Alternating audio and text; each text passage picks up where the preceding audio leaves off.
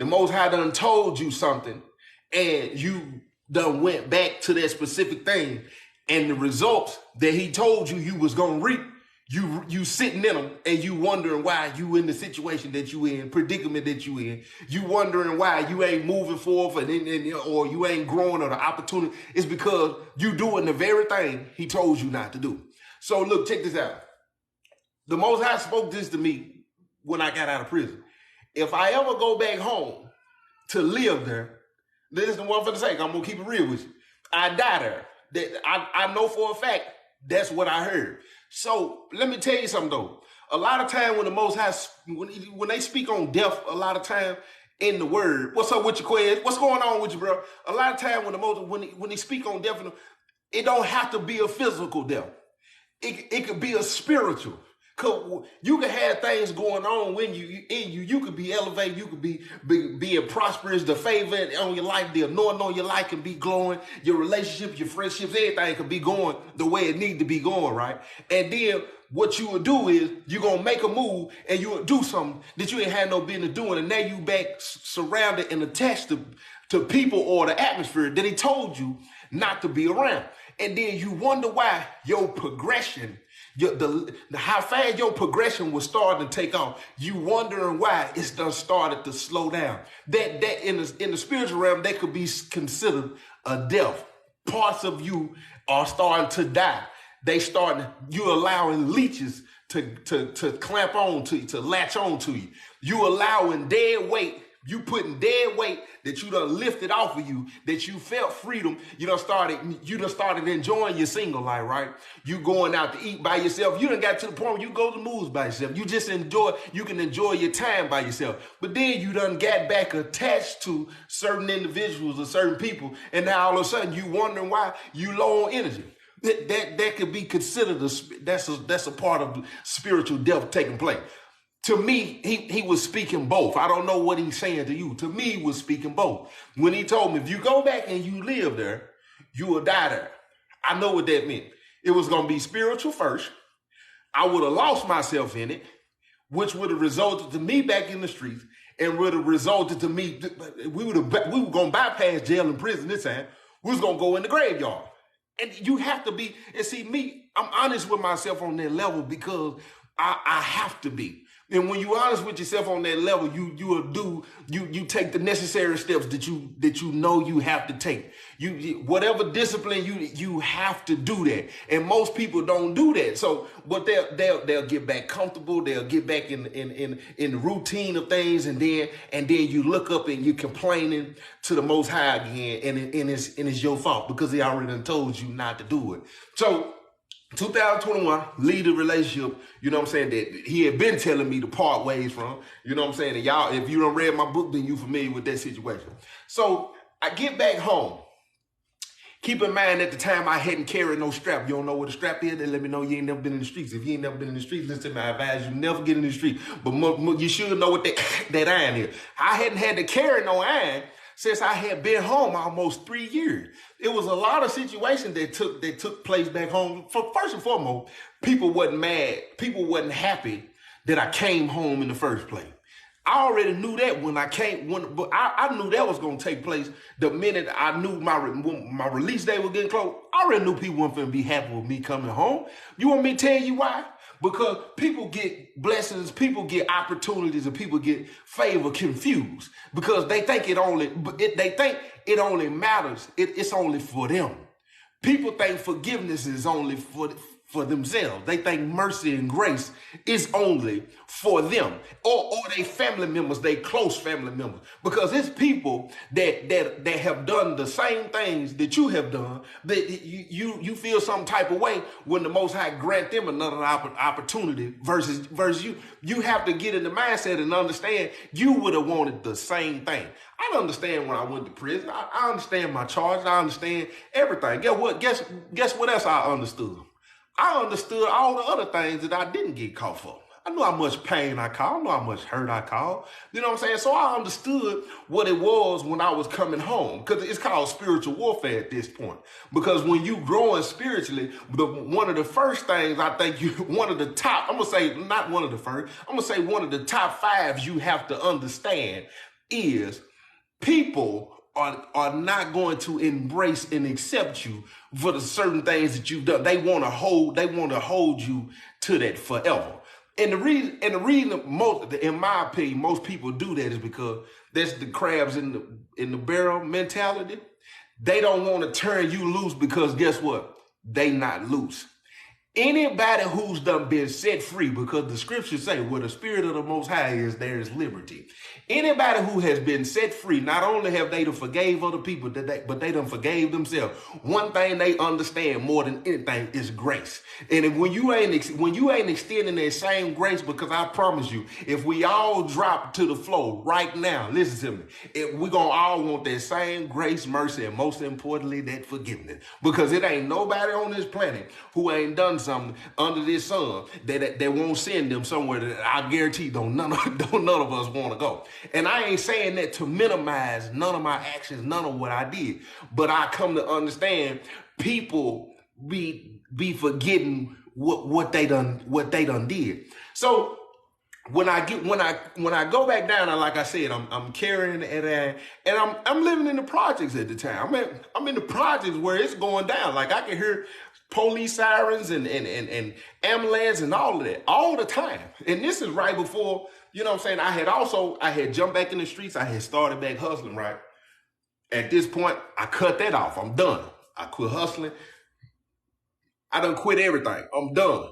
But I'm in the territory that the Most High tell me I don't need to be in. And I can remember the feeling I had all the time when I was there. Just so happened, look, check this out. I went back and got a job. Bear with me what I'm going to tell you. I went and got a job. And when I was at the job, this is the third person. The third person told me, they said, man, you need to get on TikTok. She told me, you need to get on TikTok. I said, man, I'm not getting on TikTok. Them folks is on there dancing and stuff on TikTok. Like, that ain't what I'm doing. And she was like, nah, I'm telling you. She was like, you need to get on there and tell your story. Make a long story short, I ended up making a TikTok. And I did the story time on the escape story when I escaped out of jail, right? I laid down, went to sleep, woke up, 500,000 views on TikTok. And I think I sold maybe like 200-300 books that same week. Listen to what I'm going to tell you. The Most High, listen. Sometimes you are holding up what he's trying to do in your life. And you're not going to be able to see it or reap it until you do what he asking you to do. I was in this relationship for these 2 years, and I knew some of the things that I should have been doing and how I should have been moving, and I wasn't.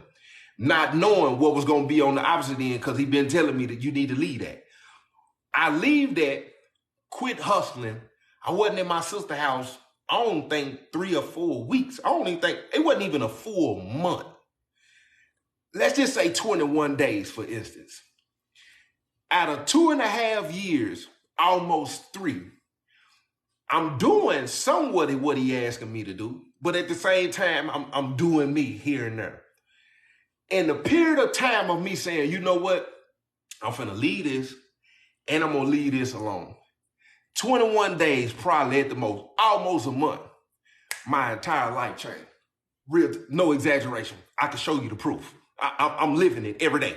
Within 21 days, everything that I had been asking for, everything that I felt that was a problem, it came to me. I woke up 500,000 views, 250 something books in that first week. I went from ordering maybe 44 to 50 books a month at the most, no more than 100 books a month, to ordering 1,000 books every month and a half. I did that for almost 2 years straight. Listen to me. The first 2.5 years I was home, of course, I'm still adjusting. I'm learning the world again. I'm learning how to cope. I'm getting over social anxiety. You know what I'm saying? Overcoming, you know what I'm saying? The institutionalization, you know what I'm saying? Of course, I'm adjusting to the world. And so at the time, the timing is everything. So by the time I leave the situation and quit doing what I'm doing, I went from selling maybe 100 books a month to 1,000 in every month and a half, literally. So after that happened, I end up moving to Dallas. But this is why I wanted to try to put you up on game so you can see something that I did not see, which is still a blessing because I can see it now. This is what I didn't understand. It's a difference between a moment and embracing the moment. So many of us done been through so many things. You want the breakthrough. If you pay attention at church, what most people want is the breakthrough. But this is what they miss out on.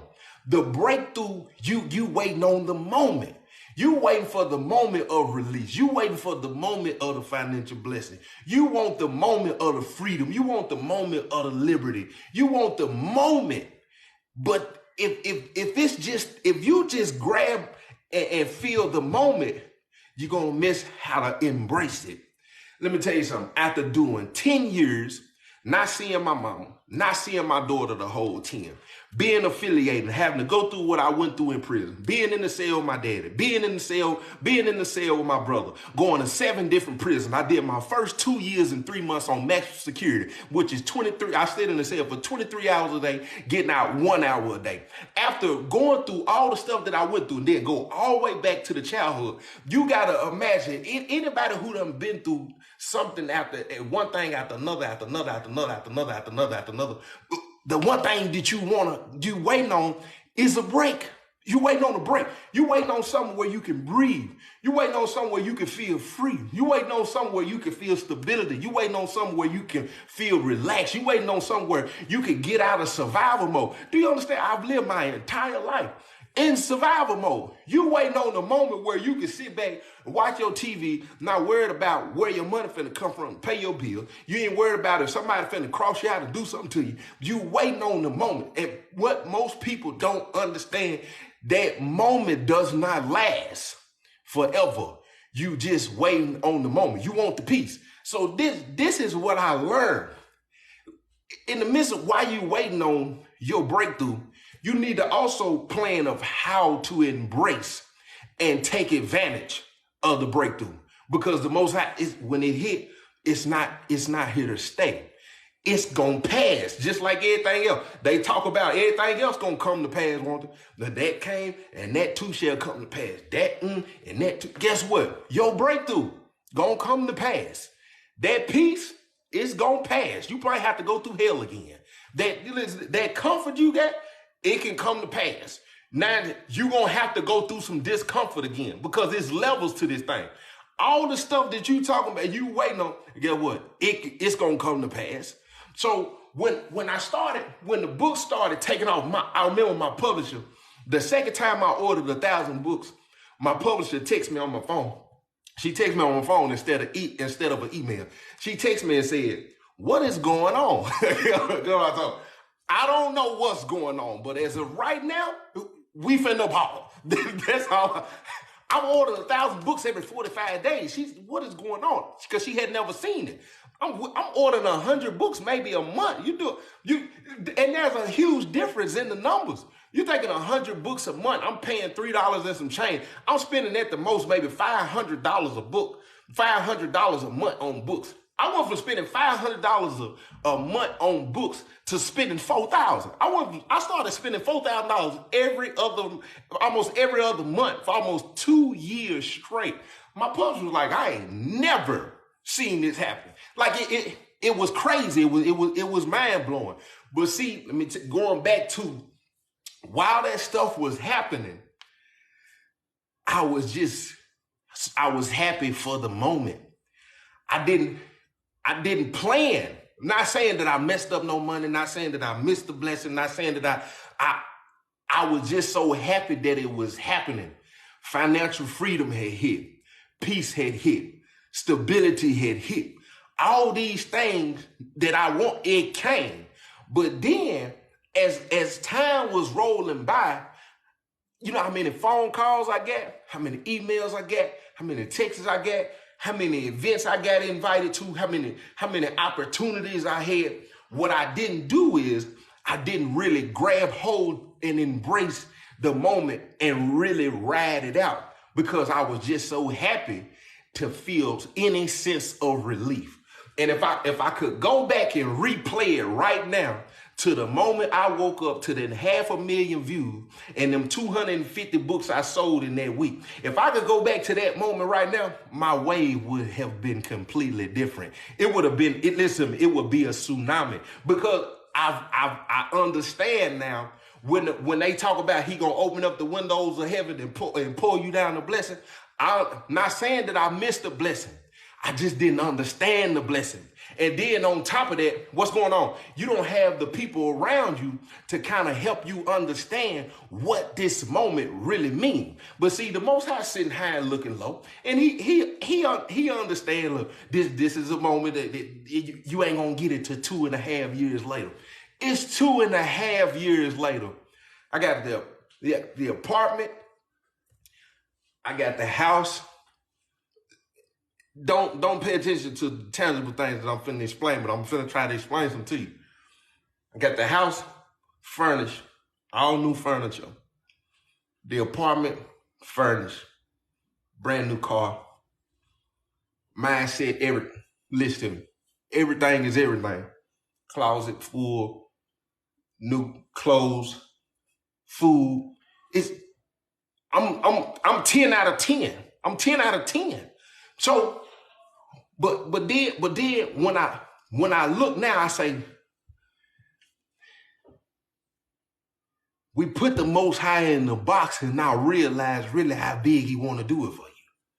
Because I was so busy thinking, man, this is beautiful. Man, this is beautiful. And it got to a point, and I'm being honest now, because my grind was different when I was hungry. And see, in my grind then, it's like, I don't want to share my financial success. You know why? Because people will stop supporting you when they start seeing, well, dang, we making that person's. And I felt that way before. When it comes to celebrities and stuff like that, I've never understood how people who are already super duper successful, how we sit back and just be in consumer mode and continue to just buy and buy and buy and buy and buy and buy and buy. I ain't never understood that. So at some point, I'm sitting back and I don't like sharing my financial success. I don't like posting pictures and showing, because at some point people will say, "Oh, you good," but then I look at it now and I look back and I say, well, I can share it now because I'm good. But let me tell you something. I got to a point at one point where I'm making $1,000, $1,200 a day. Listen to what I'm finna tell you. Listen, cause I want to try to help you get what I'm trying to say. I got to a point where I'm making $1,000, $1,200, maybe $1,500, $1,600 a day, right? I'm doing this for months. I'm doing this for months and months and months at a time. This is what I did not understand, and I'm gonna confess it right now before the Most High, you know what I'm saying, ask for forgiveness, which I had before, you know what I'm saying. What you not understanding at the time is when you move different, when you move in different, and you understand what your vices are, the enemy gonna sit back and he's got to create new vices for you, or not new vices, he's got to create new ways for you not to understand that you being attacked, that you still, you know what I'm saying, in a lane, in an era you don't want to be in. So instead of I got two vices in this world, which is what I know, and it's money and women. So when I get to the point of understanding, okay, I'm making legal money. While I'm making legal money, I'm great. But guess what I had to come to understand? Even in making legal money, it could turn into greed. Even in making legal money, you can still lose sight of what's really important. Just because it's legal, it don't mean that you could just, you know what I'm saying? You still gotta line up and make sure everything is everything. See, while I'm making that kind of money, what I realized was that sense of greed started coming back to an extent, and then you start losing sight. You start losing sight of the vision and what's important. Because going back to what I was saying, the trauma is spiritual warfare. Trauma is spiritual warfare. And trauma, listen to me, I don't care what nobody say, no therapist, no enemy. Listen to me, it's always gonna be levels to your trauma. It's always gonna be levels to progression. It's always gonna be levels to your freedom. It's gonna be levels to your understanding. And so in doing what I'm doing, what I didn't realize at the time was all of that trauma that I had been through, never always been in survival mode, always trying to figure it out, always worrying, always wondering. When I started making that kind of money, what happened was it just turned into a different, because I had never had it. I didn't get the chance to, I ain't never been able to sit on my porch and just and watch TV from my phone and not really have to worry about anything. When all of this happened, I could do it. Sit on the balcony, chill, watch TV, but then not realizing you starting to miss it. You starting to miss it. You starting to miss it. So and it took some time. And I was saying that to say, had I really understood the moment though, I would have embraced it completely different.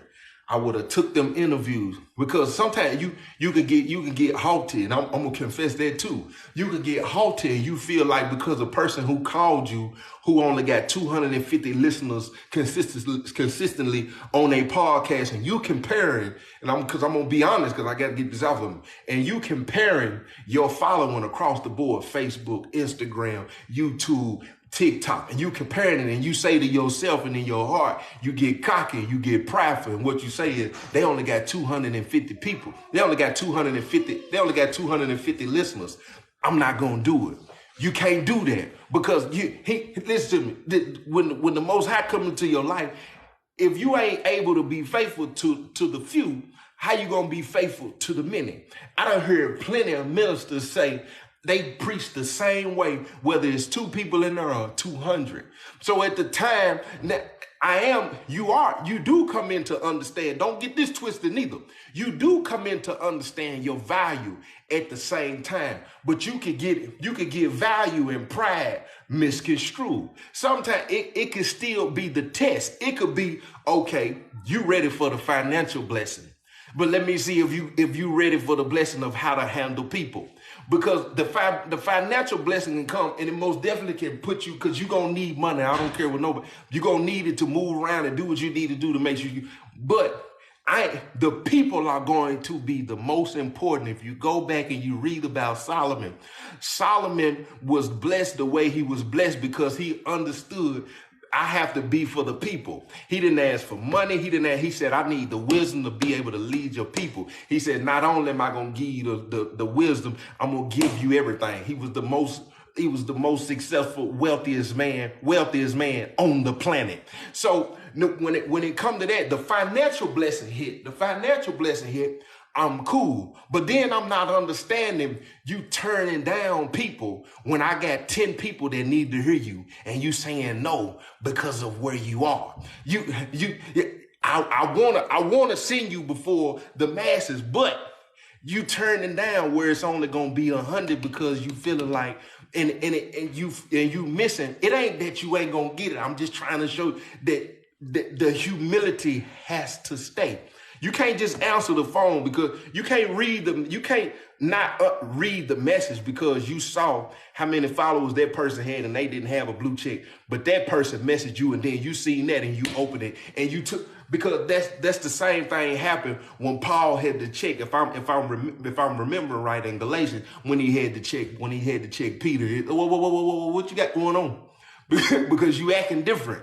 At the same thing, when he was talking about, when he was saying in the church, when he was saying one plant, one water, the Most High get an increase. The reason he was saying that is because people had it misconstrued. They figured, oh, well, such and such preaching today. Oh, I ain't going. I don't like the way he preached. Oh, such and such gonna be there today. Oh, I'm going. Oh, no, I'm gonna chill. What he was saying, it didn't matter. Because you only going for certain reasons. One plant, one water, the Most High get it, regardless of who it is.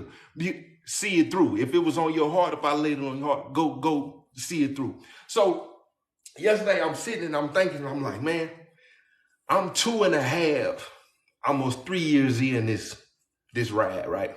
2.5, 3 years. And when all of this started happening. And just here recently, I've been asking myself a lot of questions. Did I miss something off? What is it? Did I take a wrong turn? Did I do, like, what is it? You know what I'm saying? And a lot of times when you start answering them kind of questions, you can go to the scripture, I think it's James chapter 1, verses 2 through 8. when it was just talking about going through trials and this and that. That's the scripture most people quote when they talk about a double man is unstable in all his ways. And that's true. Because at some point in this journey, I become double-minded. I'm cool with admitting that. I'm cool with confessing that. I'm cool with being honest about that, because one thing for sure, two things for certain. You can't never say what you won't do until it happens. You know, in the beginning of this coming home, I'm on fire. I know for a fact I will. I'm on fire for the King. Still on fire to this day. But what I hadn't experienced is different levels of warfare in the walk. So now I can look at certain things and I can say, I understand how you could have been, you wasn't mature in that time when you thought you were. You know, the scripture when it say, you know, you ask for things, but you ask amiss. You're asking for things that you're not even ready for. Sometimes he'll go ahead and give them to you so you can turn around later on and see, you know, I was, you know, I really wasn't ready for that. And only thing I wanted was some freedom. Only thing I wanted was some peace, something to breathe. But in the midst of doing that, I got to see there was a lot of things that I wasn't ready for, a lot of things that I, you know what I'm saying, I couldn't handle at the time, which I'm cool with that. I'm cool with that because it's all a part of growing. I'm 35, I'm 36 in December. But if I could go back now, I would embrace the moment completely different than I did, you know what I'm saying, when it happened. Because I most definitely, I don't want to say I missed, but in a sense, I missed. And it happens, but it didn't stop me. It didn't stop me from, you know, progressing and still, you know, getting the things that I ended up getting and coming as far as I've went. But I guarantee you, it limited. It limited, and it also delayed a whole lot, because I look at a lot of things, man, certain ways, and I'll be like, I don't understand that, I don't understand that, I don't understand that, I don't understand that. But then sometimes the only thing I had to do is take a step back and say, what he has for me is packaged different, if I can say that. Because you will look at something that somebody else has, the way it's going, but that package, the way it was packaged for them is how it was packaged for them. You want yours to come in a form in a way that is not packaged for you. It's not tailored the way it's gonna fit the vision and the purpose for you. Mine's is tailored a certain way. It's gonna have to have something to do with ministry. It's not gonna allow me to step out. What's tailored for me ain't gonna allow me to do something that's gonna just compromise the entire vision. It's not gonna allow me to be connected with people and move. I watch certain people, I'm like, dang, that's crazy. But theirs is tailored different. If you go over and you put a black eye on what I've allowed you to build, if you go and work with that person and that person and that person, it's not, the package ain't gonna fit right. So it took me some time to really just understand that and embrace, and it hurt at times, because it's like, man, I know, man, what? Ain't no way. But that's just where it's at right now. That's just where it's at. But